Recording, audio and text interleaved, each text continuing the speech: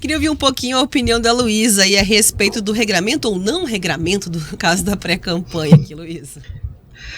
A pré-campanha ela é uma grande terra sem lei, como a Carla falou, porque a partir do dia 7 de outubro, naquelas cidades em que não vai ter segundo turno, a gente já começa a pré-campanha da próxima eleição, né? Seja na verdade, para governador já começou em 2022 a pré-campanha para a eleição geral, e agora, dia 7 de outubro, vai começar a pré-campanha para a eleição de 2028.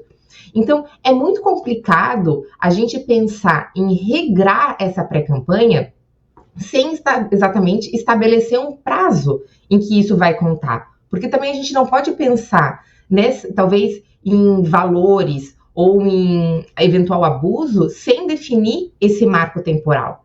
Porque hoje a gente não tem isso. A gente sabe quando a pré-campanha termina, que é quando a campanha começa. Agora, a gente não sabe qual é o marco inicial dessa pré-campanha. Então, a partir do dia 7 de outubro esse ano, a gente já vai considerar uma pré-campanha. Então, a gente vai passar 4 anos fazendo essa contabilidade, fazendo essa contagem de recursos, ou do que essas candidaturas, pretensas candidaturas, vão gastar nessa campanha, nessa pré-campanha, no caso, porque é isso. A gente não... Claro que existem algumas exceções e algumas candidaturas muito bem organizadas, mas principalmente quando a gente fala de uma campanha municipal, não é assim que funciona. A gente tem situações em que, durante os 4 anos, essa candidatura, ela vai se tornar inelegível, vai acontecer alguma situação, ela vai brigar com o partido, ela vai se desfiliar. Então, é muito complicado a gente estabelecer regras definidas e regras muito rígidas que vão, de fato, impedir essa discussão e esse jogo que ele é natural do campo político. Ele é natural das negociações e do que vai ser formado para a próxima campanha. Por outro lado, a gente não consegue também, penso eu pelo menos, que a gente não deveria limitar essa questão de fala e de propaganda propriamente, porque 45 dias não são suficientes para o eleitorado conhecer essas candidaturas, para o eleitorado ter uma consciência de o que essas pessoas fizeram até então pela cidade, ou o que elas estão querendo fazer, o que elas se propõem a fazer daqui para frente.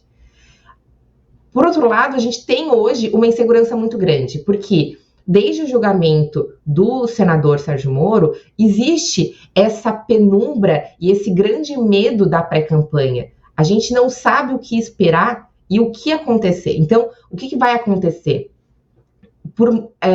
Tu falasse mais cedo, né, com relação a como fazer essa conversa, como fazer o que é permitido, o que não é permitido pela legislação, e tu falasse do pedido escancarado de voto. Hoje em dia, além do pedido escancarado de votos, a gente tem as palavras mágicas que cada tribunal acaba decidindo diferente, cada juiz acaba decidindo diferente. Um conto com você pode ser considerado uma palavra mágica aqui em Santa Catarina e não ser no Paraná, ou vice-versa. Então, realmente, a gente tem uma situação de pré-campanha que é muito inseguro, traz muita insegurança e acaba sendo um prato cheio, principalmente para aquelas candidaturas que têm um pouco mais de organização, um pouco mais de corpo, seja porque já estão no mandato, ou seja porque realmente tem muito reforço partidário ou até financeiro, para se aproveitar disso e ir formando o seu arcabouço e talvez aí sim desregular esse pleito ou tornar essa disputa às vezes não tão leal ou tão autêntica como ela deveria ser. Mas a gente não consegue estabelecer uma regra sem saber com o que a gente está lidando. Então, o Congresso ele vai precisar, e esse Código Eleitoral ele era muito esperado para essa eleição e não conseguiu acontecer, mas a gente tem que estabelecer esses marcos temporais para antes de mais nada, para depois definir o que vai poder acontecer nesses marcos. A gente vai contar os 4 anos, a gente vai contar o ano da eleição, a gente vai contar diferente para quem tem mandato, para quem não tem mandato. Então, são muitas situações que a gente precisa refletir, porque o eleitorado ele precisa entender o que está em jogo e como enxergar isso, como analisar essas candidaturas para também conseguir tomar a melhor decisão e a decisão que entende mais correta. Bom, entendendo então que a pré-campanha tem esse limbo, vou voltar aqui para as regras que temos para o período de campanha eleitoral. No primeiro bloco do programa, a gente conversou muito sobre a fiscalização que acontece entre os partidos e também do ponto de vista do próprio eleitorado, em relação ali às pequenas regras, as minúcias, né, para que você possa colocar a campanha na rua, a imagem do candidato, né, o CNPJ, a imagem do vice, o tempo que cada um aparece dentro do programa eleitoral. Mas, Carla, a gente começou esse programa com você dividindo, inclusive, né, as regras de campanha entre uma parte extremamente essencial, que é aquela fiscalização para que não haja o caixa 2, para que não excedam o limite de teto de gastos de campanha, e essas regras que, do seu ponto de vista, acabam travando ali, muitas vezes, a divulgação da imagem do próprio candidato. Falando da área que importa, então, né, segundo o seu olhar ali, basicamente. Questão de abuso, por exemplo, financeiro, compra de votos, aquela história de trocar a dentadura, a cesta básica. Nesse sentido, a Justiça Eleitoral tem tido com esse regramento uma resposta melhor ou uma mudança de quadro em relação ao que se apresentava em eleições anteriores? Tem. A Justiça Eleitoral ela tem sido bastante severa em relação aos casos de abuso. O que às vezes as pessoas ficam tanto frustradas e dizem, mas se for lá em Ponta Grossa ou em Curitiba ou em Londrina é diferente do que é lá em Iretama, lá em Roncador, etc. Por quê? Porque, obviamente, uma conduta abusiva de compra de voto ou de excesso de dinheiro numa campanha numa cidade pequena, ela é muito mais abusiva ou ela tem uma gravidade muito maior do que quando eu jogo ela numa cidade de 1.300.000 habitantes. Então, essa conduta abusiva de 1.300.000 é diferente para de 10 mil, é óbvio. Isso é uma coisa bastante fácil de compreender. Então, a gente tem muitas cassações. O Brasil caça muito por abuso de poder político, abuso de poder econômico. Abuso de poder político, gente, é usar a estrutura da prefeitura, do governo para beneficiar um candidato. Abuso econômico é usar o dinheiro. Compra de voto é uma compra direta. É quando você vai lá e troca o voto da pessoa pela conta de luz, ou pelo bojão de gás, ou pela cesta básica. Esses são os mais comuns, mas eu já vi trocar de tudo. E nessa última, engraçado, esses últimos tempos nós tivemos um julgamento, acho que ano passado ainda, eu não lembro desse ano. Foi bastante engraçado porque o candidato foi cassado porque pagou em Pix os votos. Ele passou Pix na compra de votos para todos os eleitores que ele comprou. Então, assim, veja, todo mundo inova. O pessoal acha que vai ser, né? Eu tive uma ideia sensacional agora. Então, isso é muito essencial, por quê? Porque o povo, tudo isso que a gente conversou aqui, mostra que a população, e quando a gente fala de população, a gente fala da maioria da população, né? Aquela que tem pouco acesso à cultura, ou que não tem muito acesso, ou porque a campanha é realmente travada, ela não tem um embate, ela não consegue ter um pensamento crítico se aquele candidato está falando a verdade ou não. E quando eu falo a verdade, não estou aqui dizendo mentindo descaradamente, eu estou dizendo se ele está fazendo uma proposta ou uma promessa que nunca vai ser cumprida, por exemplo. Ela não tem esse senso crítico. Então, o perigo do dinheiro aí, ou do uso da estrutura pública aí, é muito grande. Então, por isso que sim, a Justiça Eleitoral é bastante rígida nisso e funciona. Há sim muitas cassações. Mas eu tive um caso, sim, sempre vai ter. Essa regra, ela nunca vai ser absoluta. Nós sempre vamos ter buracos nessas regras, nós sempre vamos ter uma adaptação de jurisprudência para uma pessoa melhor ou pior. Faz parte do jogo. Mas sim, ela é muito rígida nisso. Aonde nós temos grandes focos nos últimos tempos? Fraude à cota de gênero, foi uma coisa que a gente não falou, mas foi um grande foco do TSE na administração passada, do ministro Alexandre de Moraes, e nesse, agora também a ministra Carmen Lúcia, é justamente a participação da mulher nessa estrutura, chegar o dinheiro à mulher, ela poder usar, e também nós não termos esse uso abusivo, essa condução abusiva para a compra de voto. A ministra Carmen Lúcia, ela é muito rígida nisso, aliás, é uma ministra muito rígida no geral, mas nesse caso, assim, muito. Então, isso faz muita diferença. Só que nós temos que entender que uma coisa é eu tirar uma propaganda irregular do ar, né? Então, ou um direito de resposta, ou uma propaganda que está faltando o nome de alguém, isso é muito rápido, em 2 horas eu tiro. Outra coisa, eu caçar um prefeito, ou eu caçar um governador, ou um deputado, seja o que for, por um abuso desse. Então, isso demora, é naturalmente demorado. Mas a Justiça Eleitoral talvez é a mais rápida da justiça. Você vai ter cassação em um ano e pouco, você com certeza vai ter uma decisão de mérito, pelo menos do TRE, né? Então, eu acho que nesse ponto a Justiça Eleitoral ela é muito eficiente. E outro ponto é, claro, as prestações de contas, gente. É um milagre o que se faz, mas a prestação de contas hoje, o grupo que analisa isso é um grupo técnico muito pequeno e eu fico impressionada com a capacidade que eles têm de identificar, obviamente, violações. E lógico que isso tem um grande cruzamento de dados hoje, já tudo eletrônico, a gente tem uma facilidade muito grande de cruzar dados hoje, para ver quem que gastou, quem que doou errado, por exemplo, a pessoa que recebeu o Bolsa Família foi lá, doou 10 mil, não pode. Então, assim, tudo isso é muito fácil de cruzar, né, esses dados. Então, eu acho que esse ponto é um ponto grande, bem positivo da Justiça Eleitoral, muito positivo, que é conter o excesso de dinheiro nas campanhas eleitorais, porque isso faz mal. Faz mal para o eleitor que não tem um pensamento crítico, faz mal para o adversário do lado que não tem o dinheiro igual. Então, você tem que ter uma igualdade mínima de oportunidades entre os candidatos. Basicamente é isso. Luísa, queria a sua avaliação, então, a respeito dessas questões, né? Se o regramento que veio para as campanhas também, na sua avaliação, funciona nessa questão do abuso, seja compra de voto, seja ali para driblar, né, a planilha de gastos dos candidatos nas campanhas eleitorais. Nesse ponto, talvez, eu tenha algumas pequenas discordâncias, não digo discordâncias, mas uma visão talvez um pouco diferente da doutora Carla, justamente nessa situação de o que é considerado abuso e a justiça eleitoral, de fato, no Brasil. A gente tem muitas cassações e o voto do eleitorado no Brasil, ele acaba não sendo tão, gerando uma frustração, porque ele acaba não sendo tão considerado, vamos por assim dizer, mas existe uma diferença entre o que é interpretado como abuso. Porque eu já tive situações em que o santinho do candidato, ele era entregue com aquele papel semente, sabe? Aquele papel que ele pode ser usado para adubar, enfim. E aquilo foi considerado um benefício ilícito, sendo que a pauta desse candidato era uma pauta ecológica. Por outro lado, a gente às vezes tem pessoas que estão ou aliadas a uma empresa, ou enfim, a um contexto financeiro muito grande, ou até que estão na administração e usam toda uma estrutura existente para captar esse voto, e até fazendo show, trazendo benefício para a população, pensando em situações em que esse candidato ele vai, de fato, atrair as pessoas não pela sua proposta, mas pelo benefício que ele traz. E às vezes isso não é considerado grave o suficiente, enquanto que um papel semente, ele é considerado uma compra de voto porque ele é individualizado.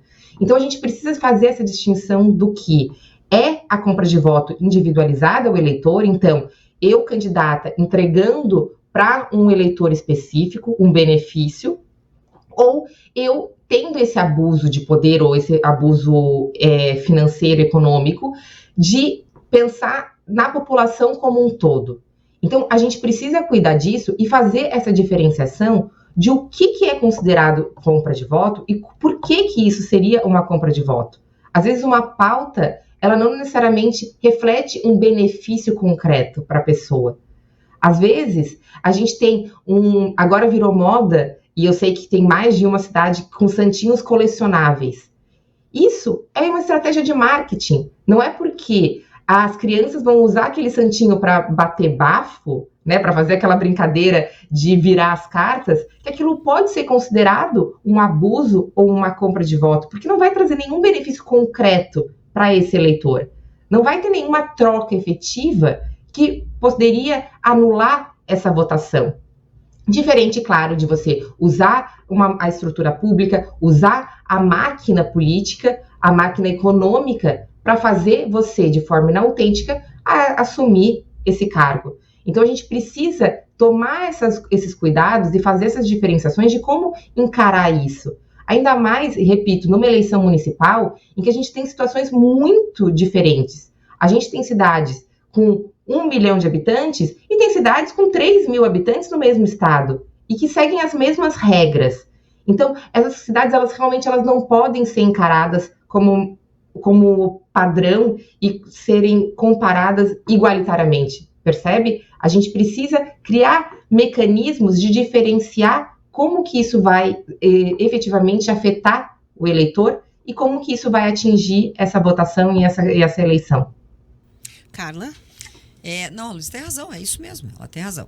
Eu disse isso no começo da minha fala, que a conduta abusiva dos 10 mil habitantes nunca vai ser igual a do 1.300.000. E ela tem muita razão nisso. Eu tive um caso, ela falou do santinho que vira semente, adubo.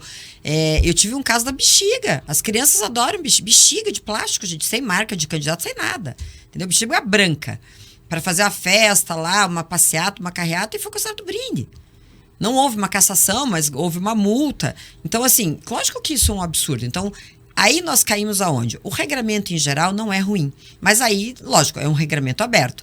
Você cai na mão do juiz eleitoral e dos TREs e, eventualmente, do TSE, para dizer se aquilo é uma conduta abusiva ou não. Então, ela contou a história ali, a gente claramente percebe que isso é uma bobagem. Né? Ninguém vai votar naquele candidato a vereador ou a prefeito, ou seja quem for, por conta desse santinho biodegradável. Como não vai votar na outra candidata ou candidato a prefeito, por conta da bexiga, não vou nem lembrar, talvez. Vão lá pegar e vão votar em outro candidato. Acontece muito isso, é muito comum. Então, assim, e realmente falta essa visão, por quê? Porque você não tem um regramento específico, até porque não tem como ter. Vamos imaginar como é que a gente faria uma lista do que é conduta abusiva, é impossível. Aí você cai na mão de um juiz mais severo, mais crítico, e diz nada pode, tudo é brinde, ou aí você cai na mão de um tribunal um pouco mais aberto, acho que essa composição do TRE que é do Paraná, até comentei com ela que está em Santa Catarina, é realmente uma composição mais livre, deixa a campanha correr um pouco mais solta, o que eu acho que está mais correto. Então, realmente ela tem razão, nós não temos esse balizamento, e esse balizamento só é feito de um jeito, pela jurisprudência, que é a repetição de determinados casos ou determinadas regras, né, pelo TSE, via de regra, ou por todos os TREs chegando ao TSE, ou eventualmente até um STF. Então, realmente, isso a gente não tem.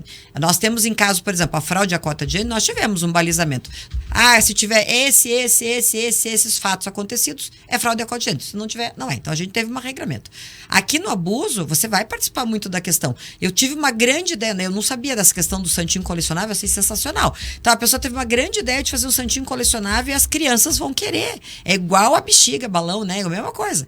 E isso é abuso? Não é. Isso é compra de voto? Não é. Então, falta um pouco dessa visão um pouco mais real do que é abuso mesmo. Como é que eu vou influir de maneira ruim no pensamento do eleitor? Ela tem razão. Olha, são 3h56. A gente está chegando, infelizmente, aqui ao final do nosso debate, que foi muito enriquecedor. Agradeço muito a Carla Carpes, tem advogada, especialista em direito eleitoral e direito público. Obrigada, Carla. Foi um prazer tê-la aqui comigo no estúdio hoje. Obrigada a você, adorei. Agradeço aos nossos ouvintes. E também a Luísa Porto. Queria ouvir um pouquinho a opinião da Luísa e a respeito do regramento ou não regramento do caso da pré-campanha aqui, Luísa.